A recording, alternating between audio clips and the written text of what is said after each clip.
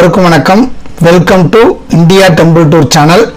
இன்னைக்கு நம்ம சேனல்ல நம்ம பார்க்க போற ஸ்தலம் ஸ்ரீ தானுமாலையான் கோயில் சுசீந்திரம். இது ஒரு தொன்மையான ஒரு கோயிலாகும். இந்த கோயிலை நம்ம பற்றி நம்ம பார்க்கறதுக்கு முன்னாடி இந்த சேனலை இதுவரை சப்ஸ்கிரைப் பண்ணாதவங்க சப்ஸ்கிரைப் பண்ணிடுங்க. பக்கத்தில் உள்ள பெல் பட்டனையும் மறக்காம அழுத்திடுங்க. இந்த கோயில் எங்கே இருக்குது அப்படின்னு பார்த்தீங்கன்னா, நாகர்கோவிலிருந்து கன்னியாகுமரி போகிற வழியில் சுமார் 10 கிலோமீட்டர் தொலைவில் இந்த கோயில் இருக்குது. கன்னியாகுமரியிலேருந்து 4 கிலோமீட்டர் தான். இது ரெண்டுத்துக்கும் இடைப்பட்டையில் இந்த கோயில் இருக்குது. இந்த கோயிலுடைய இறைவன் பெயர் தானுமாலையார். தாயார் அறம்பலத்த நாயகி. தல தீர்த்தம் கொன்றை. தல விருட்சம் பிரபஞ்ச தீர்த்தம் ஓ சுசீந்திரம். இக்கோயிலில் முதல்ல தட்சிணாமூர்த்தியை வணங்கி விட்டு கடைசியில தான் விநாயகரை வணங்குற மாதிரி அமைச்சிருக்காங்க.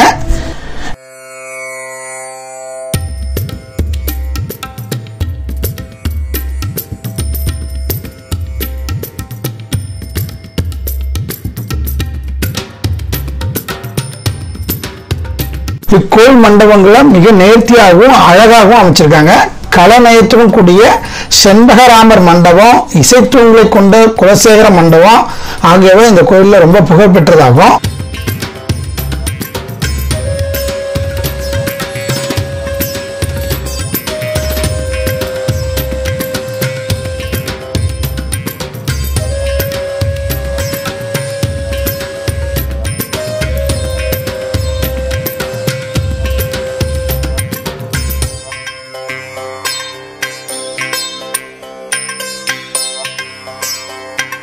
தானு என்றால் சிவன், மால் என்றால் விஷ்ணு, அயன் என்றால் பிரம்மா. இவர் மூவரும் இணைந்ததே இந்த தானுமலையார் என்ற பெயராகும். இந்த மும்மூர்த்தியும் அருள்ற தலங்கள்ல கொஞ்சம் தான் இருக்கும். அதுல இந்த தலமும் ஒரு தலமாகும். திருமாலை முடியிலும் பிரம்மாவை அடியிலும் தன்னை நடுவிலும் வைத்து ஈசன் காட்சி தரும் இடமே சுசீந்திரம் ஆகும். அகலையார் சாப விமோசனம் பெற்ற இந்திரன் இத்தலத்திற்கு இறைவனை வணங்கிய பின்னரே சாப விமோசனம் பெற்றதா சுசீந்திர ஸ்தல வரலாறு கூறுது. இக்கோயில் 17ஆம் நூற்றாண்டை சார்ந்தது. இக்கோயிலை முன்னர் நம்பூதிரிகள் நிர்வகித்து வந்தார்கள். அவர் குடும்பத்தை தேக்குமுன் மடம் என்று அழைத்தார்கள். பின்பு திருமலை நாயக் மற்றும் திருவாங்கூர் மகாராஜா ஆகியோர் நிர்வகித்தனர்கள். கிபி 1875ஆம் ஆண்டு திருவாங்கூர் மகாராஜாவால் லாட்டரி ஆரம்பிக்கப்பட்டது. அப்போது 40,000 ரூபாய் இக்கோயில் மறுசீரமைப்புக்காக லாட்டரி பணம் செலவிடப்பட்டதாக கூறப்படுகிறது.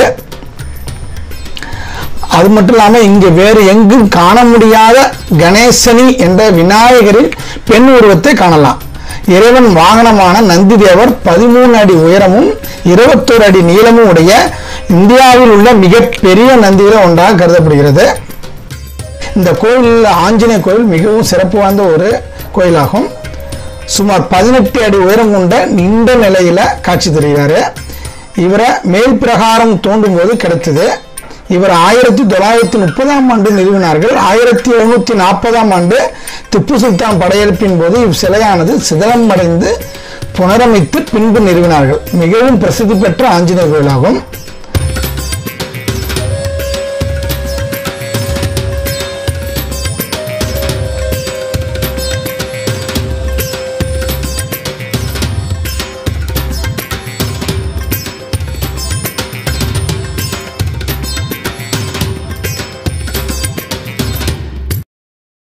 மிகவும் பிரசித்தி பெற்ற ஒரு கோயிலாகும். அது மட்டும் இல்லாமல் நிறைய மண்டபங்கள், கலைநயத்தோடு உடைய சிலைகள் ஆகியவை இந்த கோயிலில் இருக்கும். நீங்கள் வெளியே பார்த்தீங்கன்னா நல்ல பிரம்மாண்டமான ஒரு குளம் இருக்கும்.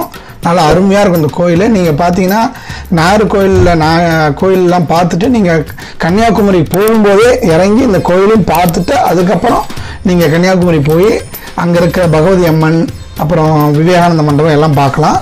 இது ஒரு சுற்றுலா தலமாகவே நீங்கள் போய் பார்த்துட்டு வரலாம். குழந்தைங்களாம் அழைச்சிட்டு போய் மிகவும் சிறப்பான ஒரு தலம்.